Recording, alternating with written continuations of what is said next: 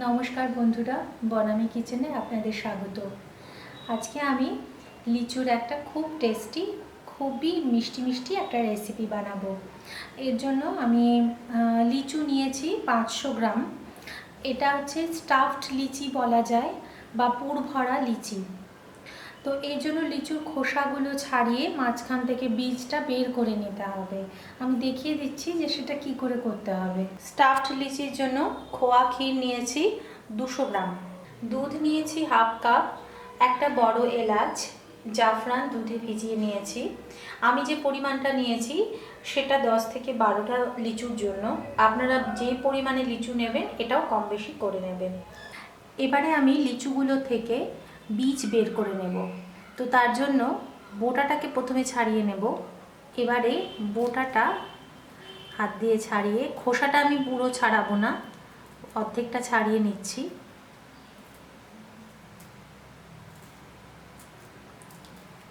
খোসাটা পুরো ছাড়ালে না লিচুগুলো কেমন নেতিয়ে যাবে পুর ভরার সময়। পুরটা ভরে তারপরে ছাড়াবো। ব্যাস এতটুকু ছাড়িয়ে নিলাম। এবারে একটু নখ দিয়ে বা হাতের আঙুল দিয়ে এখান থেকে একটু ছাড়িয়ে দিলে মাথা থেকে বীজটা বেরিয়ে যাবে।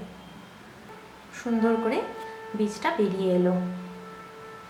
এইভাবে আমি বাকি লিচুগুলো ছাড়িয়ে নিচ্ছি।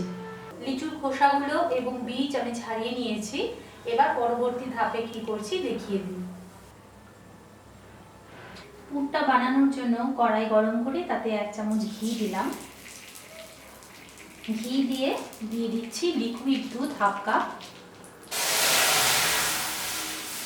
দুধটা ফুটে উঠলে দিয়ে দিচ্ছি খোয়া ক্ষীর। এটা আমি 200 গ্রাম নিয়েছি।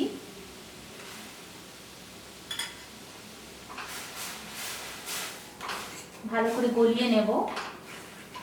আর এর সঙ্গে দিয়ে দেব বড় এলাচের দানাগুলি। খোয়াটা গলে গিয়েছে। এবার আমি এর মধ্যে দুধে ভেজানো জাফরানটা দিয়ে দিচ্ছি।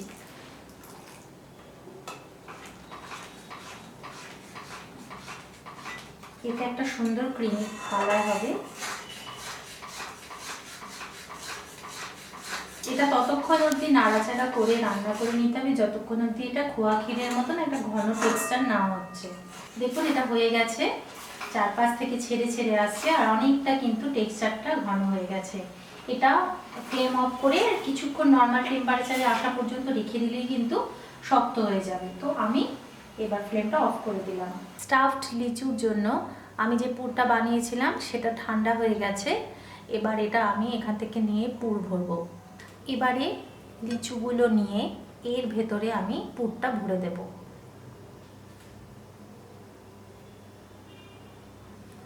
এবারে পুরটা ভরা হয়ে গেছে।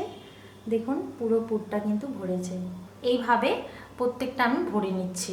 পুর ভরা লিচু এভাবেই পরিবেশন করুন। আপনারা চাইলে ওপর থেকে প্রত্যেকটা লিচুর মাঝে একটা করে বেদানার দানা দিতে পারেন, চেরি ফল দিতে পারেন। তাতে দেখতে সুন্দর লাগবে, খেতেও খারাপ লাগবে না। রেসিপিটা ভীষণ সহজে হয়ে যায়, একদম 5 থেকে 7 মিনিটের মতো লাগে।